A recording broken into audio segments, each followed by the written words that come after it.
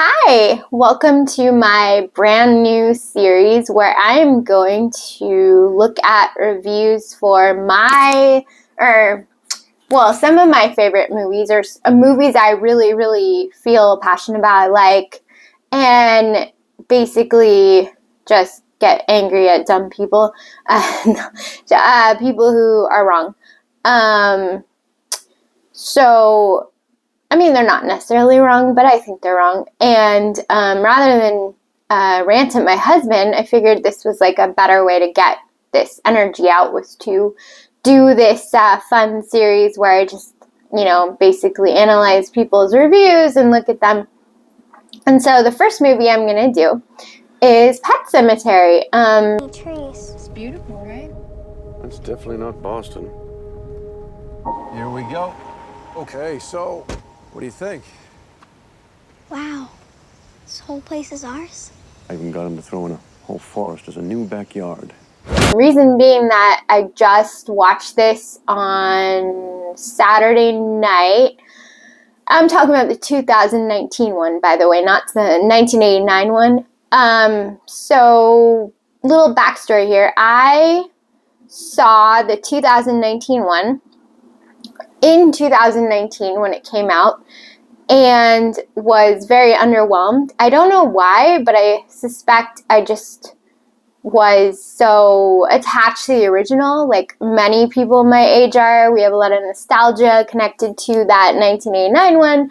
Maybe you're like me and you were shown it at a very young age and that is the picture you have in your mind, right? Or you saw it on TV and it scared you. I actually realized on Saturday that I had not seen the original as a child. I saw it in high school. The first Pet Sematary movie I saw was Pet Sematary 2. And if you haven't seen that, it's I rewatched it recently, and I will say it's kind of stupid. Again.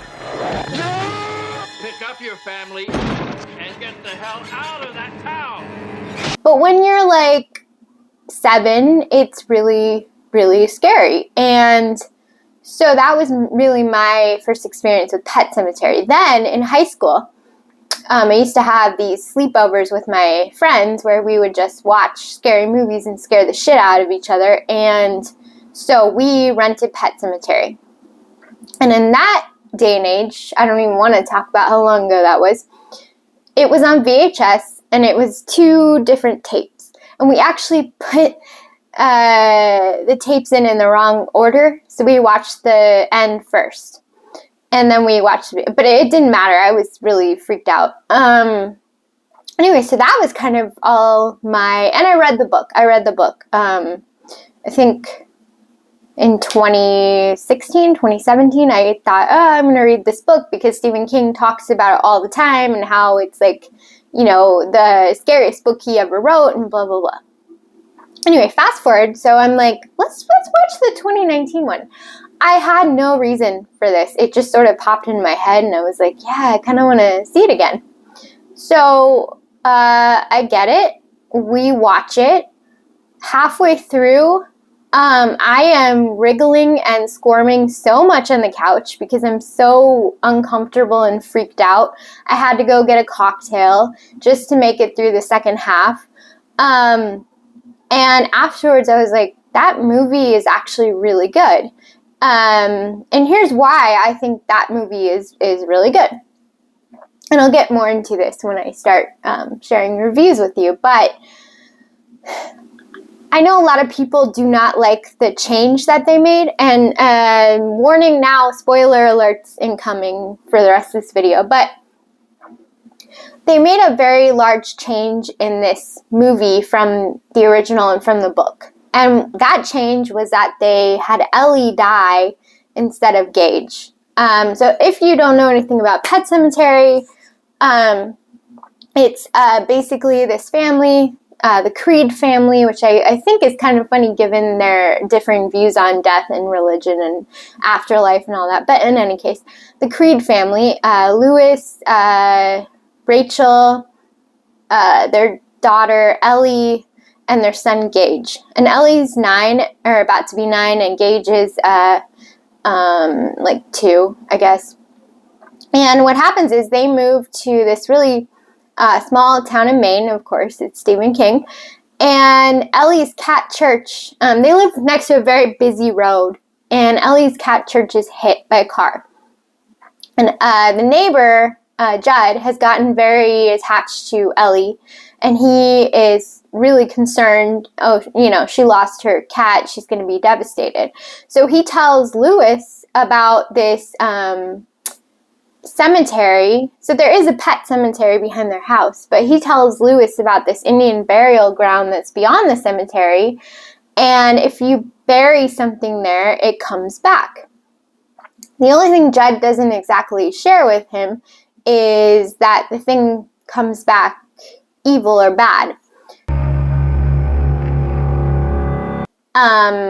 And so they bury Church there, and Church comes back, and he's not the same at all. He's a total jerk. He scratches Ellie. He is scary. He's mangy. He looks weird. And Lewis is like, oh God. So he actually drives the cat out and leaves it far away, hoping it won't come back. But what happens is, so in the original, Gage is run over by a truck because he's, I think, playing with a kite or something, and he runs in the road and gets hit. In this one, Ellie sees Church in the middle of the road, and she'd been kind of sad because Church was gone because Lewis dropped him off in the middle of nowhere. And so she's really excited because, her cat's back. So she runs into the road and gets hit by a tanker and dies. And I was so much more upset about her death because they spent the first half of the movie establishing her personality and kind of getting you acquainted with her, and she's so cute and she's so nice, and she brings Judd over for dinner, and she's just a very nice little girl, and has way more personality than a 2-year-old does. I will say having a toddler walk around with a knife is creepy, right? And his little voice, but there was something a lot creepier about, sadder, first of all, but then a lot creepier about Ellie coming back, because you totally see the difference.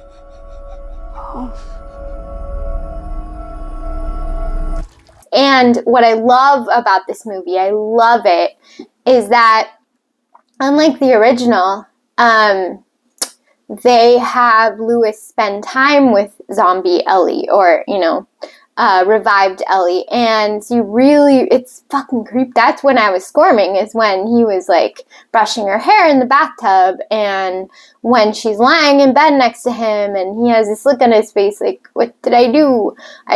I shouldn't have done this. It's so much more skin crawling and creepy, and you just feel the dread mounting. But I love that they did that because it really was such a good change. I also love the ending of this one.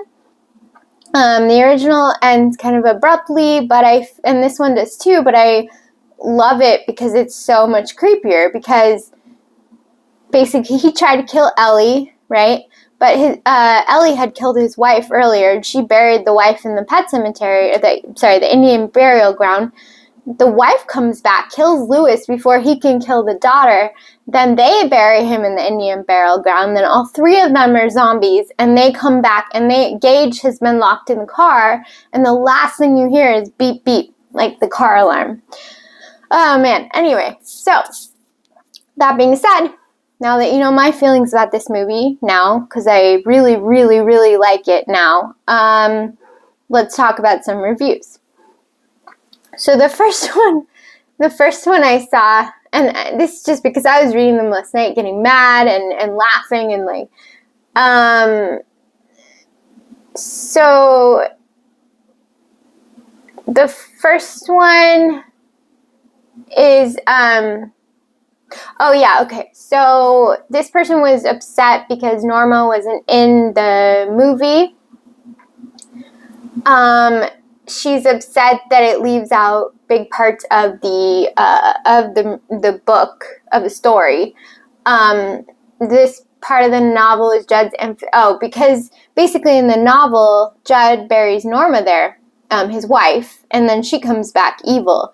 And so that's really a lot of the reason why Judd's like, I know this place is bad, but I didn't tell you because I think he says, I thought church had enough good in him that it wouldn't affect him that way. Whereas this dog, because he does talk about this dog, he's like, this dog I buried there had a mean streak anyway, so he coming back evil might have just happened anyway.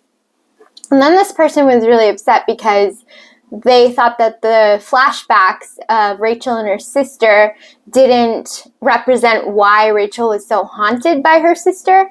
If you've seen the original movie, Zelda is, I think it's played by a man. Paramount Pictures presents.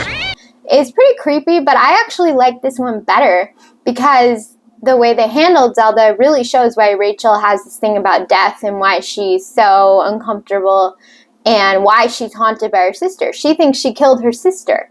The original, I think she feels guilty too, but it's not, this was like her fault, basically. Not really, because her sister kind of climbed into a dumbwaiter like a moron, but it was kind of Rachel's fault because she didn't go upstairs.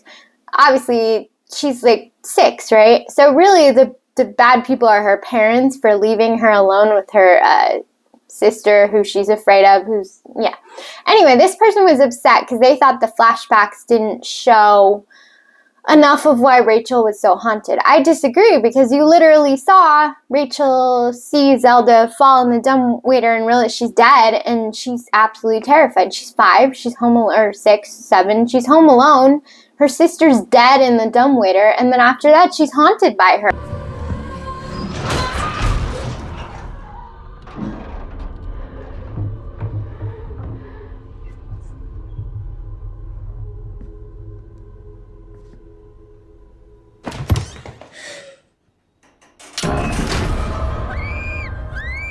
And that makes a lot of sense. Anyway, so I just thought that was kind of a weird review because, were you watching it? I don't know. Okay, this one was just funny because this person literally said nothing about the movie. They just said best cat in a movie ever. Maine Coon cats are the champs, period, and church and Pet Cemetery rules. Production used at least 4 cats, all with names, and they gave the cats credits. That's how much they respected the cats and pet wranglers. So he literally, the only thing he cared about was the cat, which is pretty funny, I think. And the cat was really good, or the 4 cats were really good, but I don't know. It seems like a weird thing to focus on. Okay, the next review.